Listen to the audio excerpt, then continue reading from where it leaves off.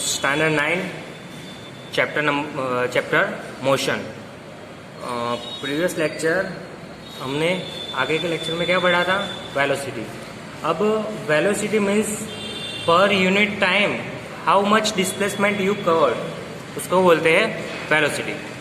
और उसी वेलोसिटी में अगर चेंज आ रहा है, उसी वेलोसिटी में चेंज आ रहा है तो उसको ही हम बोलेंगे एक्सीलरेशन। एक्सीलरेशन क्या लिखा है? Acceleration, why does the physical quantity named acceleration require to be defined, right its definition of acceleration. जब वेलोसिटी में जब टाइम के साथ वेलोसिटी में चेंज आएगा, टाइम के साथ वेलोसिटी में चेंज आएगा तो उसको बोलेंगे acceleration. Velocity of an object performing non uniform motion change with time. Velocity of an object performing non uniform motion change with time. Example में क्या दिया हुआ है? Along with time magnitude of velocity of the object either constantly increasing और constantly decreasing और magnitude of velocity fluctuate और direction of its velocity change. क्या क्या दिया है हमको कि एग्जाम्पल क्या है कि वेलोसिटी के मैग्नीट्यूड में चेंज होगा कॉन्स्टेंटली, या तो इंक्रीज होगा या तो डिक्रीज होगा, और magnitude of velocity fluctuate means magnitude velocity की जो मैग्नीट्यूड है उसमें आइदर इंक्रीजिंग और डिक्रीजिंग, और direction of its velocity change constant. Direction भी चेंज होगा, वेलोसिटी भी चेंज होगा, तो उसको हम बोलेंगे एक्सीलरेशन।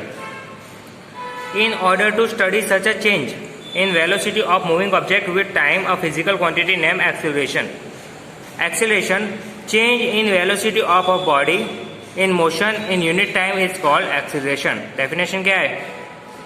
टाइम नीचे ऊपर, टाइम नीचे डिनोमिनेटर में, और न्यूमिनेटर में क्या आएगा? Change in velocity of body. तो डेफिनेशन क्या होगी? Change in velocity of body in motion in unit time is called acceleration. या तो दूसरे सेकंड कैसे बोल सकते? Rate of change in velocity of body in motion is called acceleration. तो ये एक्सीलरेशन की डेफिनेशन हो गई। अब आगे बढ़ते हैं एक्सीलरेशन के बारे में।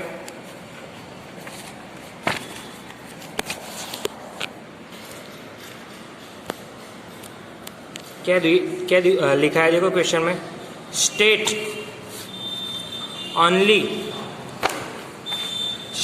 only the formula of acceleration and explain accelerate and retardation motion from it, give unit of acceleration and state whether वो वेक्टर क्वांटिटी है या तो स्केलर क्वांटिटी।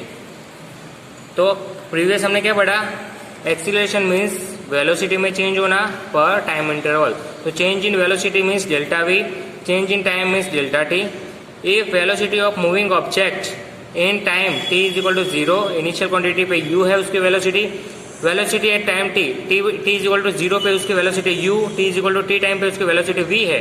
तो एक्सीलरेशन मीन्स वेलोसिटी में change means final velocity minus initial, और time interval means final time minus initial time. तो final velocity कितनी थी? v, इनिशियल कितनी थी? u, तो v minus u। Final time कितना था? t, इनिशियल टाइम कितना था? 0, तो v minus u is equal to t minus 0। तो इक्वेशन क्या आया? v minus U is equal upon T, ये उसका इक्वेशन होगा। फिर से एक्सीलरेशन मीन्स टाइम में चेंज और ऊपर वेलोसिटी में चेंज। तो वेलोसिटी में change means delta v, time में चेंज मीन्स डेल्टा t।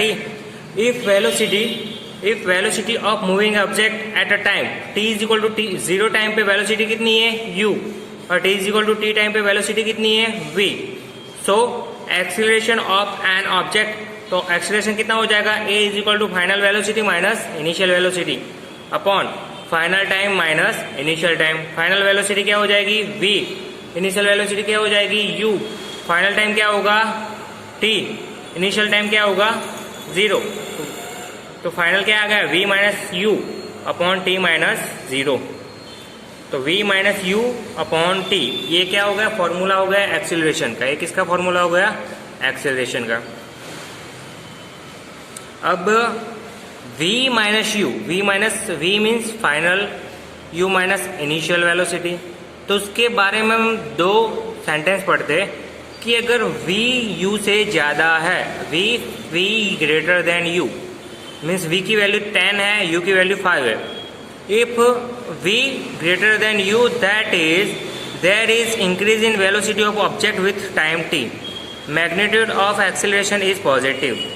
अब देखो यहाँ पे एक्सीलरेशन a, अब यहाँ पे एक्सीलरेशन a क्या है, v minus you upon T. तब v अगर u से ज़्यादा होगा तो v ग्रेटर देन u है, ये 10 है, ये 5 है, तो 10 माइनस 5 मीन्स प्लस 5. तब एक्सीलरेशन कैसा आएगा, पॉजिटिव आएगा. तब एक्सीलरेशन कैसा आएगा, पॉजिटिव. तो अब पॉजिटिव एक्सीलरेशन है तो हम क्या बोल सकते हैं कि जो हमारा ऑब्जेक्ट है वो एक्सीलरेट हो रहा है या तो उसकी वेलोसिटी बढ़ रही है. क्या वो एक्सीलरेट हो रहा है या तो उसकी वेलोसिटी बढ़ रही है. So if v greater than u, that is increase in velocity of object with respect to time, magnitude of acceleration is positive. Here the object is said to perform accelerate motion. The direction of acceleration in the direction of velocity.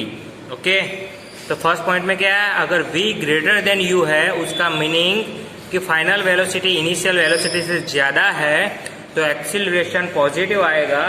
और acceleration अगर positive आ रहा है तो उसका meaning क्या हुआ कि मैग्नीट्यूड ऑफ एक्सीलरेशन पॉजिटिव. उसका मीनिंग कि जो भी ऑब्जेक्ट है आपका, जो भी आपका ऑब्जेक्ट है उसकी वेलोसिटी क्या होती जाएगी, बढ़ती जाएगी. उसका उल्टा, if v less than u, v less than u means v 5 है और u 10 है, तो 5 माइनस 10 तो माइनस 5 आएगा. तो माइनस 5, तो v if v less than u है उसका मीनिंग क्या, there is decrease in velocity. उसका मीनिंग क्या हुआ कि वेलोसिटी में क्या आ रहा है, मीन्स वेलोसिटी डिक्रीज हो रही है with respect to time. Magnitude of acceleration always negative. तो मैग्नीट्यूड कैसा आएगा ऑब्जेक्ट का, नेगेटिव आएगा. Here object said to perform retard motion. ये एक्सीलरेट हो रही थी क्योंकि वेलोसिटी बढ़ रही थी, और ये रिटार्ड मीन्स वेलोसिटी इसकी क्या हो रही है, कम हो रही है. हमको पता है कि वेलोसिटी का यूनिट क्या है, मीटर पर सेकंड. वेलोसिटी का यूनिट मीटर पर सेकंड और टाइम का यूनिट सेकंड. तो ये सेकंड दोनों कंबाइन होके क्या हो जाएगा, second square. So SI unit of acceleration is meter per second square. और उसका CGS यूनिट क्या हो जाएगा, मीटर का सेंटीमीटर और सेकंड का तो सेकंड ही रहेगा. तो मीटर पर सेकंड स्क्वायर और CGS यूनिट सेंटीमीटर पर second square. Acceleration is a vector quantity. क्यों वेक्टर, क्योंकि ये पॉजिटिव भी हो रहा है और नेगेटिव भी हो रहा है. और आगे भी देखा था कि वेलोसिटी भी क्या हो रही थी, वेलोसिटी भी वेक्टर क्वांटिटी. तो ये एक्सीलरेशन वेलोसिटी से ही मिला, तो ये भी क्या हो जाएगा आपका वेक्टर क्वांटिटी हो जाएगी. Acceleration is vector quantity. Generally in the direction of acceleration is in the direction of change in velocity.